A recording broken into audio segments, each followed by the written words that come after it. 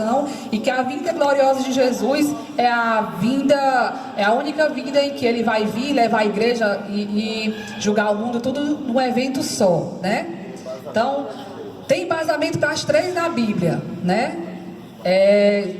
O que nós cremos é que nós subiremos antes da grande tribulação, e eu espero que nós estejamos certos, que eu não quero passar por ela não, né? Pois não, irmão Lucas? Tem uma passagem, perdoe, não sei onde é, mas que fala que até mesmo o mar dará os mortos, né? Isso é uma elevação. Eu acredito que quando fala até, ele não está falando só do mar, vai ser da floresta, de alguma coisa, de corpos espalhados. É necessário que haja um vestígio do corpo para essa elevação aos céus, para esse arrebatamento, porque ele parece que sempre liga o corpo à subida para os céus. Existe alguma coisa nisso? Até mesmo algumas pessoas também, elas já vi isso de pessoas evangélicas que não querem ser cremadas, porque depois de cremar não vai ter nada, né?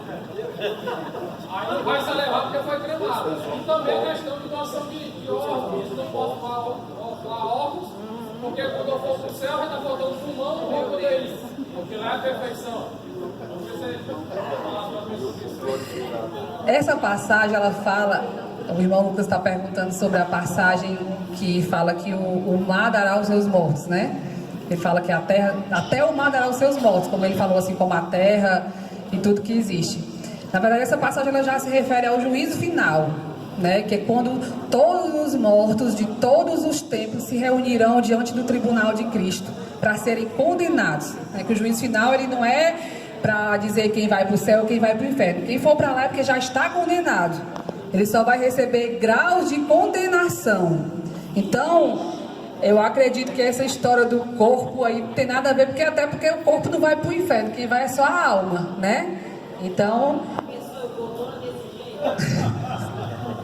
assim como nós, os crentes, vamos estar perante o tribunal de Cristo, que não é o juízo final, para recebermos do Senhor ou não galardão pelas nossas obras, né? Quando a Bíblia fala que as nossas obras serão provadas no fogo, né? Se elas forem boas, elas vão resistir como ouro, como a pedra preciosa. E se as nossas intenções naquilo que fizemos para o Senhor forem para a nossa vanglória ou não forem para a glória do Senhor, elas vão queimar como palha.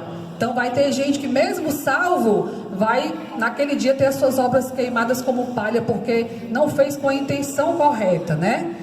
Mas esses tribunais são diferentes, irmãos. O tribunal de Cristo é para galardoar os santos.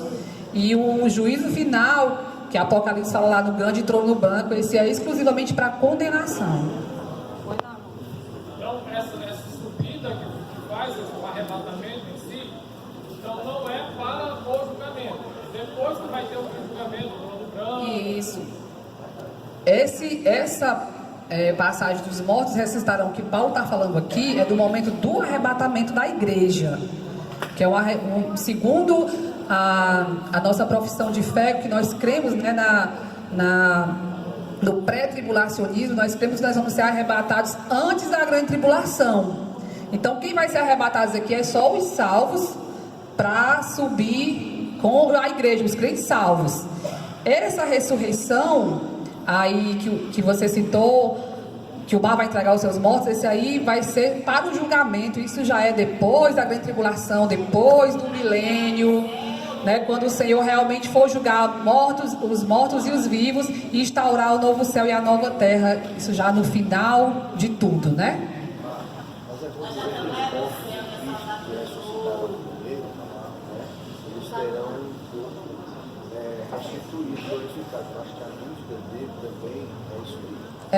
Que a senhora está falando aqui que a dúvida dele pode ter sido quanto à questão do corpo, né? Que tem gente que tem medo de ser cremado, não sei o quê. Não importa, irmão, se foi cremado, não importa se esbagaçou num avião, se perdeu no meio do mar. O poder do Senhor vai fazer com que esse corpo seja ressuscitado e ele seja transformado num corpo glorioso, né? Ou seja, aquele crente que morreu lá no acidente aéreo, ele não vai subir todo esbagaçado, todo queimado. Ele vai subir lindo, maravilhoso, num corpo glorioso, perfeito, para habitar com o nosso Deus, né? Porque o nosso Deus é perfeito, então ele não vai querer imperfeição. Nós vamos subir e num corpo glorioso vamos ser sempre lindas, viu, Edna? Né, Xandinha? Da mesma forma, os bichinhos vão ressuscitar lá do meio e vão ser transformados do mesmo jeito. Sobre a diferença desse trono branco, que os salvos vão participar, nós vamos participar, e o juízo final, diante de realmente o julgamento, o que significa. Deixa eu fazer a ressalva. Aqui é uma área que eu estou escrevendo. Na parte de Apocalipse, Daniel, nós vamos falar sobre esse assunto, tá certo? Tem muita dúvida. Existem 3 linhas, pessoal, milenistas, tá certo? Quais são? O pré-milenismo, tá certo? O amilenismo e o pós-milenismo. O que é isso, professor? É quanto à ideia do milênio ser literal ou não, tá bom? Por exemplo, os amilenistas. Quem são os amilenistas? Geralmente aqui hoje são os presbiterianos, tá certo? Esse milênio aí é literal. Na realidade, literal não, é simbólico, já começou. Era da igreja, tá certo? Conhecido como era da igreja.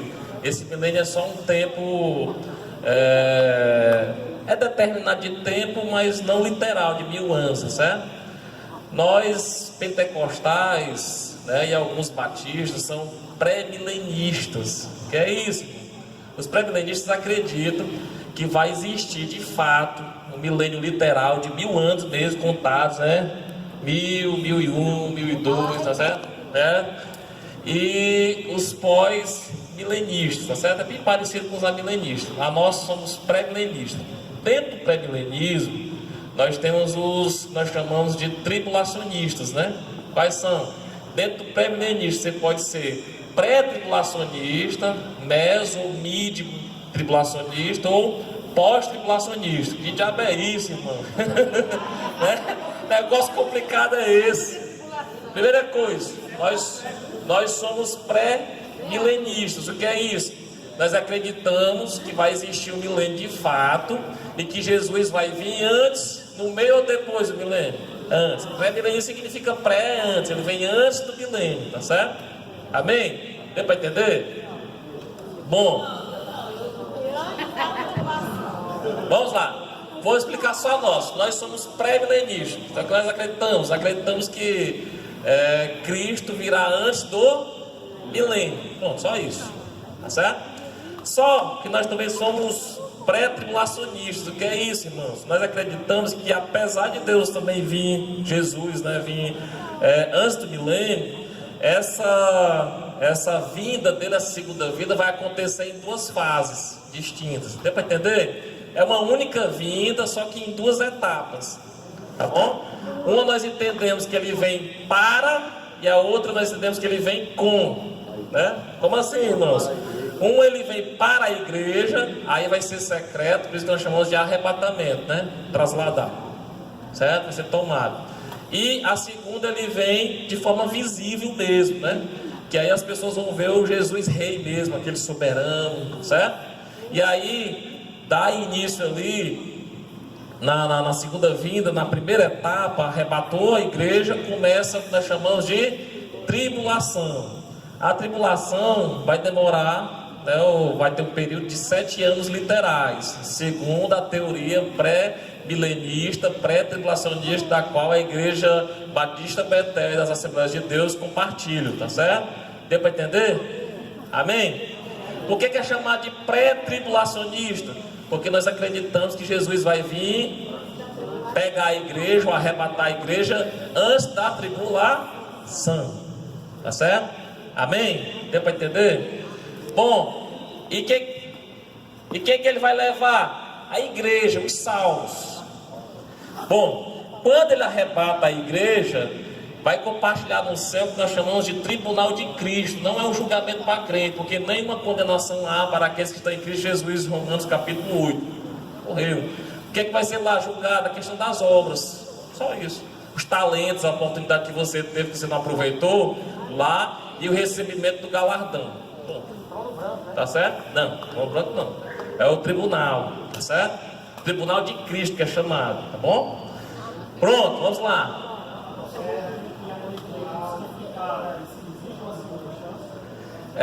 Ficou na tribulação, eu vou falar isso no Apocalipse, eu vou só terminar, certo? Tá certo? Sim, vai existir oportunidades para ser salvo. Eu vou dizer algo para você: se você ficar, não se preocupe não que você vai ser salvo. Tem possibilidade, tá certo? Mas não queira não, é bom, né? Vamos lá. É porque a Martinha vai já falar aqui, e tem um texto que vai falar daquele que tem a manifestação do iníquo, né? Segundo a nossa definição, o que detém a manifestação do Espírito do Anticristo, do Anticristo, é o Espírito Santo.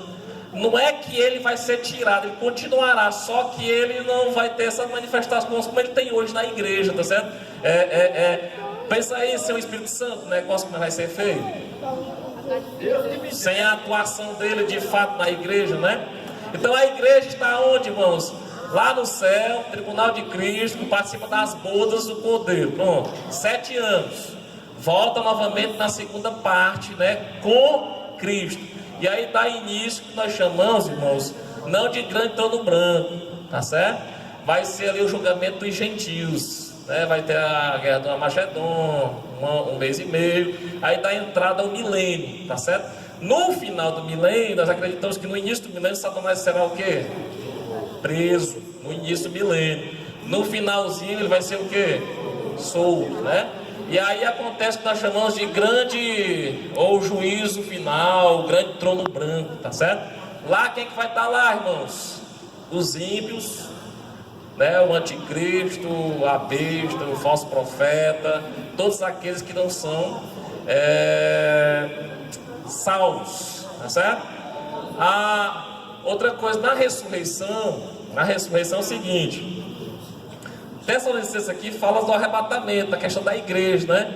Que os mortos ressuscitarão primeiro e nós vivos seremos o quê? Transformados, tá certo? Amém? Mas os ímpios continuam lá no Hades, esperando o juízo final, tá certo? No juízo final que eles vão ser ressuscitados no mesmo corpo, né? No corpo transformado, não. Quem vai ter corpo transformado somos nós. Os ímpios safados vão continuar com o mesmo corpo, eles vão sofrer no mesmo corpo deles, tá certo? Nós seremos incorruptíveis, teremos a mesma aparência de Cristo, né? Tá certo? O corpo de Cristo, amém? Mas aí no Apocalipse, Daniel, a gente explica melhor essas ideias, tá certo? Mas quem quiser passar pela tribulação, nós estaremos aqui, tá certo? Tá? Eu quero estar longe da tribulação. Eu fico viajando com a nossa doutrina da escatologia, que particularmente eu gosto muito, né? E eu fico imaginando, eita Jesus, quando terminar o período das bodas do Cordeiro, que o Senhor vier pro milênio, né? Que ele vai colocar o pé sobre o Monte das Oliveiras, vai salvar os judeus que estão ali cercados pelo anticristo. Aí eu fico imaginando o anticristo. Aí eu assisti um filme Armagedon, ele é bem antigo, mas ele é muito show, né? Que o anticristo se curva assim com ódio e tem que proclamar: Nazareno, tu é o Senhor. Aí tava assim, vibrando de meu Deus, eu acho que eu vou vibrar muito nesse momento. Aí vamos lá, né? Ainda tem uns aninhos pela frente. Então, versículo 3, Paulo estava exatamente se referindo quando disserem que haverá paz. Ele não estava se incluindo nisso, porque explicando que a igreja já estava com o Senhor. Versículo 9 e 10, Paulo afirma que Deus não nos destinou para a ira. Esse é um dos principais versículos que nós nos embasamos para crer que a igreja não passará pela grande tribulação, né? Versículo 11: enquanto o arrebatamento é uma esperança alentadora, o mesmo acontece com a perspectiva da volta do Senhor. Estar livre do juízo no dia do Senhor deveria ser um constante incentivo. Então, Há quem creia que vai passar uma parte, que vai passar toda. Eu prefiro crer e vou estar com o Senhor, né? A partir do versículo 12, Paulo passa da sua apresentação do ensino profético para a admoestação prática. Aí ele já encerrou aqui a parte escatológica e ele volta novamente para a prática da vida cristã.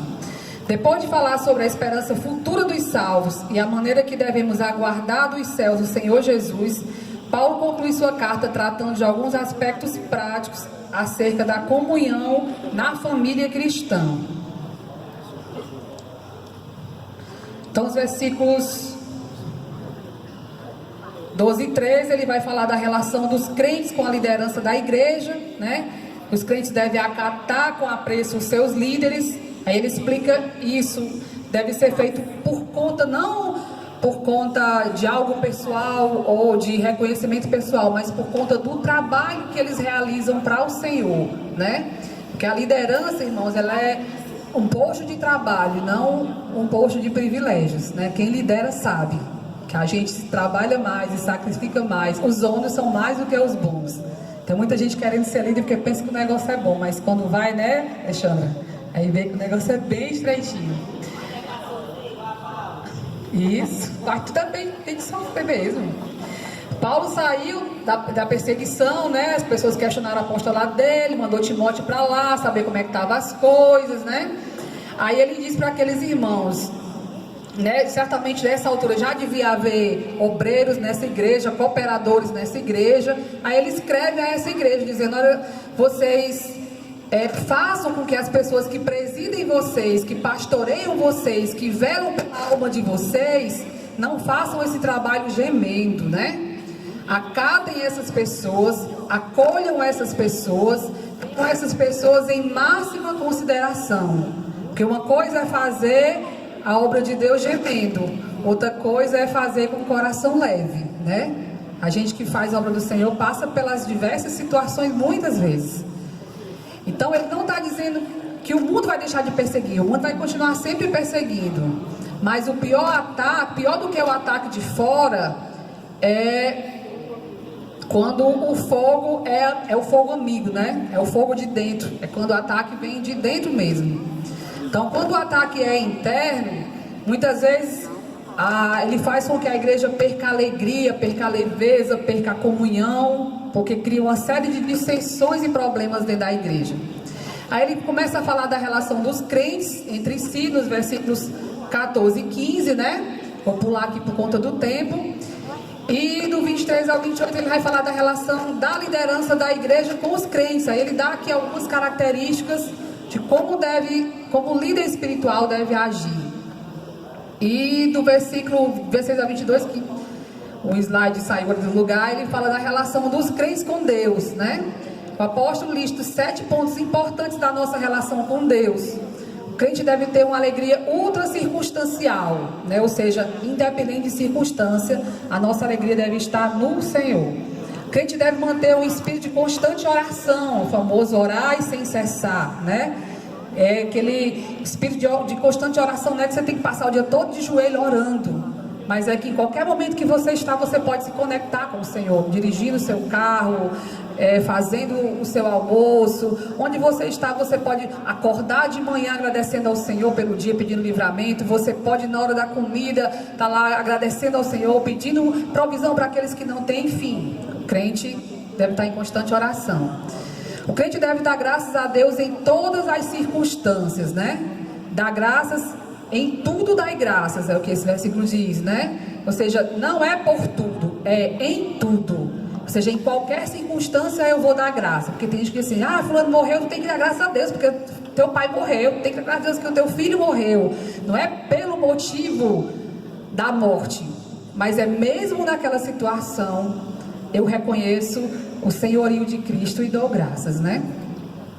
O crente não deve apagar a influência do Espírito Santo em sua vida, é o que ele diz lá no versículo 19, não extingais o Espírito, né? Mostrando que nós devemos deixar que o Espírito Santo domine sobre as nossas vidas. Morreu, meninos. Não deve desprezar as profecias, né? 21, o crente precisa exercer discernimento espiritual. Isso aqui é o que nós mais precisamos no nosso dia a dia. Eu vou ficar aqui, Aí.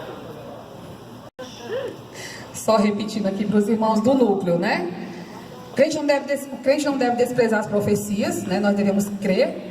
E no versículo 21 ele já fala que o crente precisa exercer discernimento espiritual. Exatamente para julgar as profecias, para saber se ela é de Deus, se ela se encontra respaldo na palavra de Deus, se ela cumpre o propósito de ensinar, confortar e consolar, né? E o crente deve fugir de toda forma do mal, ou seja, viver uma vida de testemunho irrepreensível. 2 Tessalonicenses, capítulo 1, ele começa como sempre dando graças, porque a igreja está progredindo e agradecendo no que ela está progredindo, né? Aí o capítulo 2 é a parte mais interessante e escatológica dessa carta, onde ele vai falar sobre o anticristo, né? O iníquo, o homem da iniquidade, o homem do pecado, como é chamado nessa carta, né? Só João chama esse personagem de anticristo, né? Nós só encontramos esse nome chamado por João. Os demais é iníquo, homem da iniquidade, homem do pecado, né? Mas se refere à mesma pessoa. O parágrafo 2, do 1 ao 12, ele é a essência dessa carta. Não somente ele é muito estratégico em termos proféticos, mas nenhum outro texto das Escrituras trata dos pontos específicos de revelação que são encontrados aqui. Ou seja, ele fala da atuação do anticristo, de como ele vai surgir, o que é que ele vai fazer, e isso é descrito apenas aqui nessa carta, né? Dessa forma. Aí o versículo 1 e 2, depois de escrever 1 Tessalonicenses, Paulo foi informado que os cristãos em Tessalônica estavam sendo enganados por falsos mestres, que estavam confundindo os cristãos com falsas ideias acerca da vinda de Jesus. Então Paulo escreve a segunda carta para desfazer esse mal entendido, né? O falso ensino era que o dia do Senhor, chamado de o dia de Cristo, já havia chegado, trazendo com ele tribulações pelos quais eles estavam passando. Então aquela igreja ela nasceu no meio da tribulação, da perseguição. E os falsos mestres ficaram dizendo: olha, o dia do Senhor já chegou, né? Nós já estamos vivendo aqui a tribulação que o dia do Senhor traz. Então eles ficaram meio que, o dia do Senhor já veio e eu não estive com o Senhor, né? Ficou aquela confusão na igreja. Aí o versículo 2 diz: portanto, alguns cristãos tessalonicenses acreditavam que a vida de Cristo já havia passado. Paulo afirma que eles não deveriam acreditar nesse ensino, quer por espírito, quer por palavras, quer por epístola, como se ele o tivesse dado. Paulo ensinou que o dia do Senhor começa após o arrebatamento. É o que a gente encontra lá no capítulo 5, versículo do 1 ao 11 de 1 Tessalonicenses, né? Aí no versículo 3, Paulo traz o equilíbrio à igreja, né, ao descrever alguns dos principais eventos que precederiam o dia do Senhor. Em particular, a apostasia e a manifestação do homem do pecado. Segundo que, ou seja, ele diz: olha, antes do dia do Senhor, ou seja, antes da volta gloriosa do Senhor, vai vir a apostasia e o homem do pecado, né, que é o anticristo. Então, segundo o que Paulo descreve, a apostasia ela vem primeiro. O termo grego traduzido por apostasia significa rebelião contra Deus. Portanto, alguns interpretam esse versículo como um abandono geral da verdade, né? E essa apostasia, ela prepararia o caminho para o anticristo. Então, nós podemos dizer que a gente já vive uma preparação para isso, né, irmãos? Nós já vemos uma apostasia moral na sociedade. Hoje, os valores morais, os valores cristãos, eles estão sendo tidos como antiquados, né? E valores que há pouco tempo atrás eram considerados errados, hoje são certos. Então, nós já estamos vivendo já o começo de uma apostasia, já está sendo preparado o caminho para o anticristo. A apostasia trata-se de um evento que ocorre antes do homem do pecado ser revelado. Paulo não usa o título anticristo para esse homem, mas a descrição que faz dele forma um paralelo com a descrição feita por João, lá em 1 João 2,18, quando ele descreve, e também em Apocalipse 13, né? Então ele não fala anticristo, mas a descrição é exatamente da mesma pessoa. O homem do pecado levará o mundo à rebelião contra Deus, que é o que ele diz no versículo 10, realizará milagres por meio do poder de Satanás. Então a Bíblia fala que esse vai fazer prodígios e maravilhas, mas isso não através do poder de Deus, mas através do poder de Satanás. E finalmente se apresentará como um Deus para ser adorado. É o que tem lá no versículo 4. O homem do pecado irá declarar-se divino e sentar-se no templo de Deus, agindo como se fosse um Deus. Então muitos líderes da história se consideraram deuses.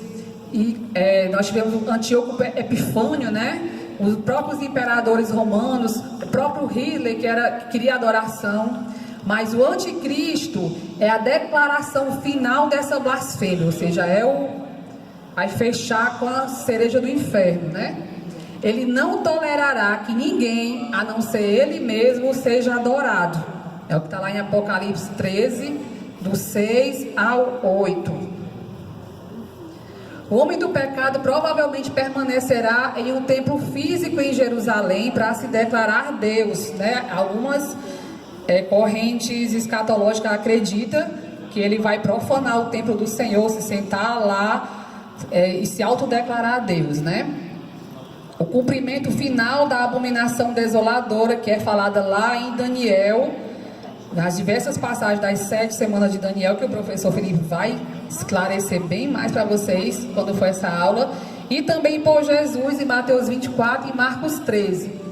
Já tem outras correntes que interpretam a referência de Paulo ao templo de Deus como uma referência à igreja, ou seja, o homem do pecado tentará desviar a verdadeira adoração da igreja para si mesmo, para ele mesmo, né? No versículo 5, Paulo faz os Tessalonicenses se lembrarem do seu ensino anterior. Olha, o que eu ensinei a vocês lá na primeira carta, né, sobre a vinda de Jesus, confirmado em sua primeira carta para eles. Ele lhes havia ensinado que não passariam sobre a noite do juízo que viria sobre o mundo no dia do Senhor, nem seriam objetos da ira de Deus. Então, eles estavam sendo ensinados que aquela tribulação que eles estavam vivendo já era o dia do Senhor, já estavam na tribulação. Aí Paulo está explicando para ele: olha, na minha primeira carta eu mostrei para vocês que vocês não passariam pelo dia do Senhor, né? Aí no versículo 6 ele vai falar do poder que o detém, né? Ele fala do homem do pecado, que ele ainda não estava atuando de forma plena, porque existia um poder que o detém. Esse poder, ele não é identificado claramente nas escrituras, né? Aí tem gente que conjectura que seja a ordem civil estabelecida por Deus para conter o poder do mal, ou seja, a lei, né?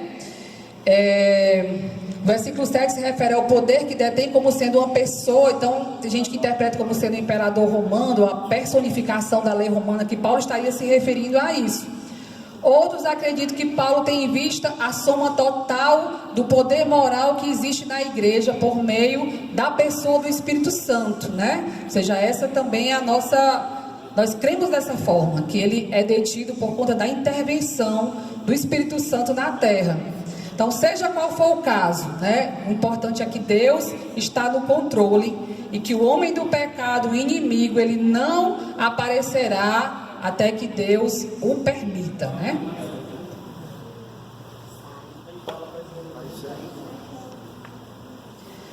Aí ele fala que o versículo 7, já o mistério da injustiça opera. Ele está falando que, que a operação do anticristo, ela já opera, né? O mal e o engano que o homem do pecado representa já existem nesse mundo. João afirma que há muitos anticristos em ação no mundo, né? Ou seja, quem se opõe a Cristo, quem se opõe ao reino de Deus, quem se opõe à palavra de Deus é considerado um anticristo.